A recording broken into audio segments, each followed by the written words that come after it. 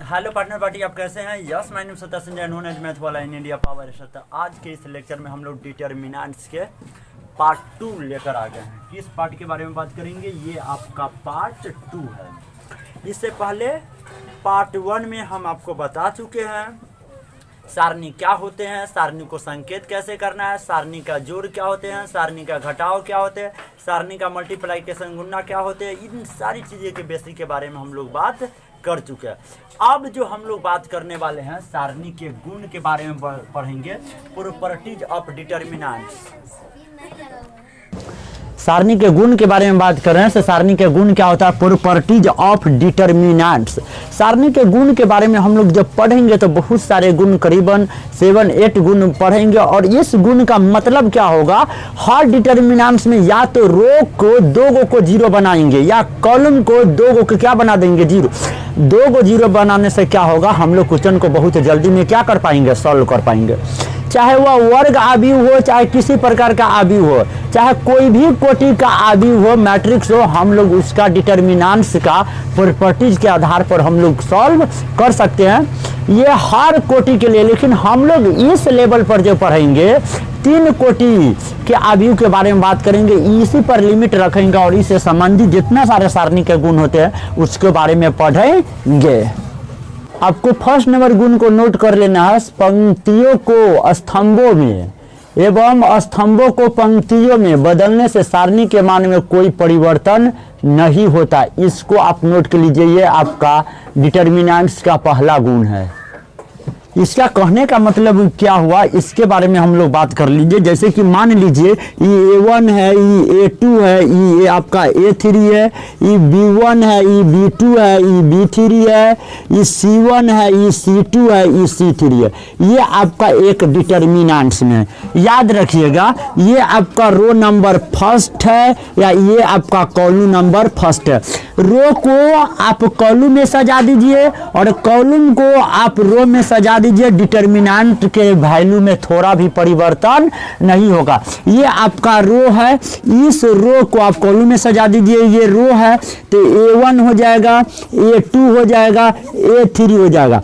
खड़ी लाइन को हम लोग स्तंभ बोलते हैं, सूती हुई लाइन को हम लोग रो मतलब पंक्ति बोलते हैं। ये आपका रो है तो इसको कॉलम में सजाना है तो B1, B2, B3। ये आपका रो में है, इसको कॉलम में सजाना है तो आगे वाला ऊपर, पीछे वाला नीचे। ये आपका एक प्रकार का डिटर्मिनेंट्स बन गया। दोनों का वैल्यू सेम ही आने वाला है। क्यों? क्योंकि आपने रो को कॉलम में सजा दिया, रो को कॉलम में सजा दिया, रो को कॉलम में सजा दिया, या कॉलम को रो में सजा सकते हैं, कॉलम को रो में सजा सकते हैं। इस प्रकार आप जवाब दे सकते। मान लीजिए कि आपके पास फर्स्ट नंबर एग्जाम्पल इस प्रकार है। 2 है, 0 है, 1 है, 3 है, 0 है, 1 है, 1 है, 0 है, 1 है। और आपको इस प्रकार के मैट्रिक्स को सॉल्व करना है। तो सबसे पहले इसका वैल्यू निकाल के हम बता रहे हैं आपको। 2 को लीजिएगा तो 2 इंटू, जिसको लेते हैं उसको छोड़ देते हैं, रो और कॉलम को छोड़ दिए। 0 एकम 0, 0 एकम 0, 0 में से 0 गया, 0 बच गया। A11 तो प्लस होगा, A12 तो आपका माइनस हो जाएगा। तो 0 है, अंदर कुछ भी होगा तो उसका वैल्यू क्या होगा?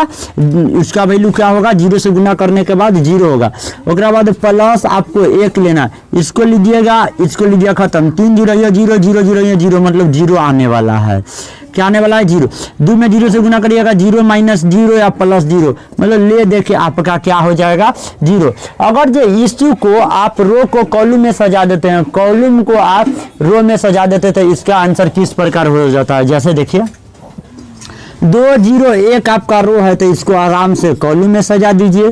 3 0 1 तो 3 0 1, 1 0 1, 1 0 1 आपका ये रो में है। ये आपका जो कॉलम है रो में सजा दिया गया और इसका हम लोग वैल्यू निकाल कर देखते हैं क्या होता है। इसका वैल्यू निकालिए। जब 2 को लीजिएगा तो इसको खत्म करिएगा, इसको खत्म करिएगा तो 0 एकम 0, 0 एकम 0, 0 माइनस 0, 0 हो जाएगा। उसके बाद A12 को लीजिएगा तो प्लस माइनस में होगा 3 गुने यहाँ से ये खत्म, यहाँ से ये खत्म, 0 एकम 0, 0 एकम 0, 0 में से 0 गया 0, प्लस आपको 1 लेना है, 1 मल्टीप्लाइकेशन, इतना में से ये खत्म, इतना में से ये खत्म, 0 एकम 0, 0 एकम 0 आने वाला। 0 में किसी भी संख्या से गुना कर दीजिएगा, 3 में 0 से करिएगा 0, प्लस 1 में 0 से, 0 में किसी भी संख्या से गुना करिएगा उसका वैल्यू क्या होगा 0। तो आप इस प्रकार देखें हैं से रो को कॉलम में सजाना या चाहे कॉलम को रो में सजाने के बाद दोनों डिटर्मिनेंट का वैल्यू जो होता है सेम ही आता है, दोनों का वैल्यू 0 ही हो गया। इस प्रकार आपका गुण 2 जो है सारणी के किन्हीं 2 पंक्तियों या 2 स्तंभों को आपस में बदल कर देने पर उसका चिन्ह विपरीत, मतलब चिन्ह तो आपको बदल जाएगा लेकिन आपका परिमाण मतलब रिजल्ट जो आंसर आने वाला है वो हमेशा आपका क्या होगा, समान होगा। सारणी के किन्हीं 2 पंक्तियां 2 स्तंभों को आपस में बदल देने पर उसका चिन्ह तो विपरीत हो जाएगा लेकिन उसका रिजल्ट वैल्यू मान हमेशा समान होगा। जैसे कि एग्जांपल फॉर में देख लीजिए, 4 6 3 3, ये 2 गुने 2 का मैट्रिक्स है, रो भी 2 गो है और कॉलम भी कितना 2 है। इसको आराम से रो को कॉलम में भेज दीजिए, आपका ये रो है तो रो को आराम से कॉलम में भेजिए, ये आपका रो है, रो को हमेशा कथी में भेज दीजिए, कॉलम में भेज दीजिए।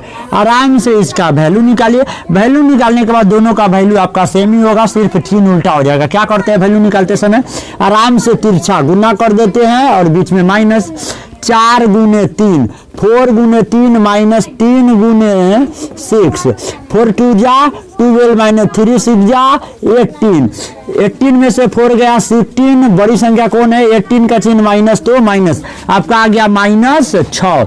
लेकिन जब आप इसका वैल्यू निकाल के देखिए, जरा इसका वैल्यू निकालिए, 4 में 3 से गुना करिए, 4 गुने 3 माइनस 6 में 3 से गुना करिए, 6 गुने 3, 4 तिहाई 12 माइनस 6 तिरी 18, 4 तिहाई 12 माइनस 6 तिरी 18। तो आपने देखा 12 में 60 जाएगा कितना हो जाएगा, -6 हो जाएगा, लेकिन दोनों का आंसर सेम ही है लेकिन चिन्ह भी वही है। तो ये आपका रूल थोड़ा से गलती हो रहा है, आपको इस पर थोड़ा इंप्रूवमेंट करने की जरूरत है। आपको ऐसा ना लिख के आपको इस प्रकार लिखना है। किस प्रकार लिखना है, ये जो रो है डायरेक्ट इस सेकेंड रो में आपको भेज देना है, 4 6 को डायरेक्ट नीचे कर दीजिए और ये जो कॉलम है, ये जो रो है आपको ऊपर वाले आपको रो में बदल देना है। आप आंसर निकाल के देखिएगा तो आपका आंसर सेम आएगा। 3 गुने 6 कुछ नहीं किए हैं, ऊपर वाला रो को नीचे वाला रो में, नीचे वाला रो को ऊपर वाला रो में, या अगला वाला कॉलम को पिछला वाला कॉलम में, चाहे पिछला वाला कॉलम को अगला वाला कॉलम में चेंज करने से आंसर में कोई बदलाव नहीं होता है। -4 में कितना से करेंगे, 3 से, 6 3 18 माइनस 4 3 कितना हो जाएंगे 12, 18 में से 12 गया 6, वह भी 18 की संख्या बड़ी है तो इसका चिन्ह प्लस, तो प्लस, इसका आंसर +6 हो गया, इसका आंसर -6 हो गया। इसका आंसर तो बराबर है लेकिन दोनों का चिन्ह क्या है, अलग अलग है। इसलिए हम लोग कहेंगे आपका डिटर्मिनेंट का तीसरा गुण जो है इस प्रकार है, यदि किसी सारणी के 2 पंक्ति या 2 स्तंभों, मतलब 2 गो रो और 2 का कॉलम आपस में समान हो जाता है, एक रंग हो जाता है, सबका अंक एक जैसा हो जाता है, तो उस सारणी का मान 0 होगा, मतलब 0 के बराबर हो जाता है। हम लोग अभी जस्ट बात किए हैं से 2 पंक्ति या 2 स्तंभों को आपस में अगर जो समान हो, दोनों का अंक एक जैसा हो, तो उसका हमेशा डिटर्मिनेंट का जो वैल्यू होगा वह 0 के बराबर होगा। किस प्रकार होगा उस पर बात कीजिए। जैसे कि आपके पास ये एक डिटर्मिनेंट है जिसमें ये आपका कॉलम नंबर फर्स्ट है या ये आपका कॉलम नंबर थर्ड है। कॉलम नंबर फर्स्ट और कॉलम नंबर थर्ड जो है आपस में बराबर है, 3 5 2 3 5 2। आपने देखा 2 गो कॉलम में आपस में बराबर है तो इस डिटर्मिनेंट का वैल्यू कितना के बराबर हो जाएगा, 0 को, या चाहे 2 गो रो आपस में बराबर हो जाएगा तो भी इस डिटर्मिनेंट का वैल्यू कितना हो जाएगा, 0। आपको वैल्यू निकालना हम सिखाए थे। अगर ये A11 को लेते हैं तो A11 को कॉलम को और रो को छोड़ दीजिए, बच गया 2 2 5 3, मतलब ऐसे लिख सकते हैं 2 5 -3 आपके पास 2 हो गया। A12 को लेते हैं तो माइनस होता है क्योंकि 2 और 1 3 विषम में आ जाता है। अगर जो आपने अभी तक पार्ट 1 नहीं देखे तो आपसे रिक्वेस्ट करना चाहेंगे तो सबसे पहले जाकर आप पार्ट 1 को देखिए ताकि आपको बेहतर तरीका से समझ में आ सके। -4 है तो एगो तो माइनस हो गया एगो ई वाला -4, आपके पास क्या हो गया, इसके कॉलम इसको रो को छोड़ दिए, 5 5 2 2 5 5 2 2, उसके बाद आपके पास आ गया +3, क्या आ गया +3, ये कॉलम खत्म, ये कॉलम खत्म, रो खत्म, आपके पास हो गया 5 2 2 -3, 5 2 2 -3, ठीक है। उसके बाद आप आराम से गुना करा सकते हैं, 3 मल्टीप्लाइकेशन, 2 में 2 से गुना, 2 दूना कितना हो जाएगा 4, फार्मूला वाला माइनस, 5 3 आपका 15 और ये वाला माइनस था, माइनस गुने माइनस क्या कर देगा प्लस कर देगा, और फिर माइनस गुने माइनस क्या हो जाएगा आपके पास प्लस हो जाएगा, 4 की जगह 4, बीच में मल्टीप्लाइकेशन, 5 2 जा कितना हो जाएगा 10 -5 2 जा 10 हो जाएगा, फिर +3, 5 3 जा कितना हो जाएगा 15, और माइनस है तो माइनस, और फॉर्मूला वाला माइनस, और 2 दूना कितना हो जाएगा 4 हो जाएगा, 3 क्रॉस 15 गो 4 गो 19 गो हो जाएगा, प्लस की जगह प्लस, 4 मल्टीप्लाइकेशन, 10 में से 10 घट गया, आपके पास 0 बचेगा, प्लस की जगह प्लस, 3 की जगह 3, गुना में माइनस माइनस जुटेगा, 15 को 4 को कितना हो जाएगा आपका 19 को हो जाएगा, माइनस की जगह माइनस हो जाएगा, 19 3 आपके पास कितना हो जाएगा 57 हो जाएगा, प्लस 4 में 0 से गुना करिएगा आपका 0 हो जाएगा, प्लस गुने माइनस, माइनस होगा, 19 3 कितना हो जाएगा 57 हो जाएगा, 0 का कोई वैल्यू नहीं होता है, जोड़ घटा में 57 की जगह 57 हो जाएगा, माइनस में आपके पास 57 हो गया, 57 में से 57 गया 0। इस प्रकार हम लोग कह सकते हैं 2 रो आपस में बराबर हो जाए डिटर्मिनेंट में, तभी ओकर वैल्यू कितना हो जाएगा 0 हो जाएगा। अच्छा, 2 कॉलम आपस में बराबर हो जाएगा तो भी उस डिटर्मिनेंट का वैल्यू कितना के बराबर हो जाएगा 0 के। जो रूल नंबर 4 है उसको आप लिख सकते हैं, एक सारणी को उसी क्रम के 2 सारणी के योग के रूप में हम लोग व्यक्त किया जा सकता है। एक सारणी को उसी प्रकार के सारणी के रूप में, एक सारणी को आपका ये एक सारणी है, एक सारणी को उसी प्रकार के सारणी के रूप में आप 2 सारणी के रूप में जब योग में होगा तो अलग अलग तरीका से आप क्या कर सकते हैं उसको व्यक्त कर सकते हैं। जैसे कि A1 है, B1 है, C1 है, तो आप इसको अलग कर सकते हैं। आपके पास बचेगा A बचेगा, B बचेगा, C बचेगा, ये आपका योग के रूप में है, आप इसको अलग कर सकते हैं। एक सारणी को 2 बना सकते हैं जोड़ के रूप में जब एक ही रो या कॉलम में 2 गो अंक जुटा हो। आपके पास हो जाएगा A1 तो अलग हो जाएगा, E बचेगा, F बचेगा, G बचेगा, H बचेगा, I बचेगा, J बचेगा। उसको बाद आप योग के रूप में तोड़ सकते हैं और इसको फिर से लिख सकते हैं। आप ABC लिख चुके हैं, आप लिखिएगा A1 B1 C1, उसके बाद ये सब ज्यों का ज्यों रहेगा। E हो गया आपका, F हो गया, G हो गया, H हो गया, I हो गया, J हो गया, ये आपका बनकर तैयार होगा। इसलिए हम लोग कह सकते हैं से एक सारणी के मान के 2 गो सारणी के मान के योग के रूप में लिखा जा सकता है, लेकिन कब? जब एक कॉलम या चाहे एक रो जोड़ के रूप में हो तब। इस प्रकार आप डिटर्मिनेंट के रूल नंबर 6 को लिख सकते हैं।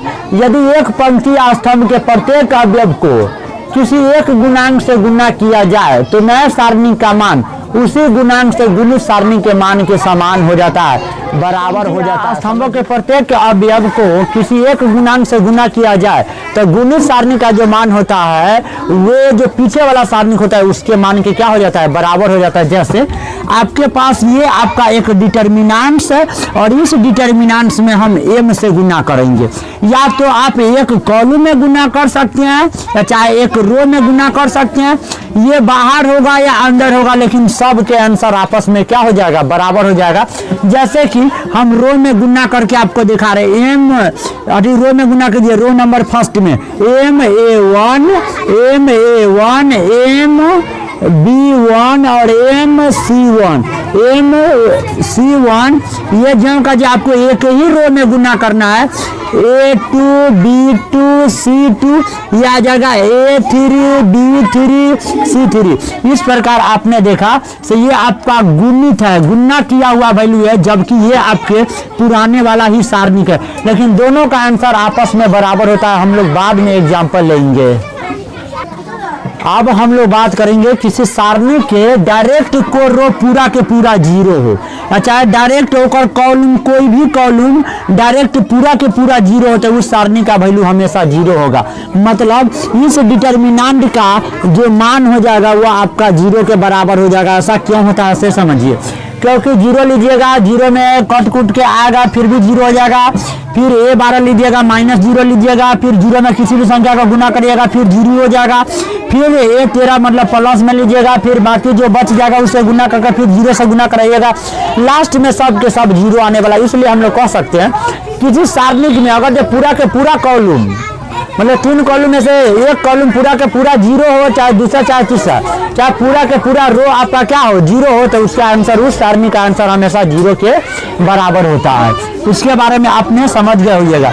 उसके बाद हम लोग बात करेंगे, मान लीजिए ए और बी जो है आपका एक वर्ग आव्यूह है, एक वर्ग आव्यूह है और ए बी कोटि का आव्यूह है। आप इसको अलग अलग तरीका से वैल्यू निकाल के सॉल्व कर सकते हैं। डिटर्मिनेंट ए का वैल्यू अलग निकाल लीजिए और फिर डिटर्मिनेंट बी का वैल्यू क्या कर लीजिए, अलग निकाल लीजिए।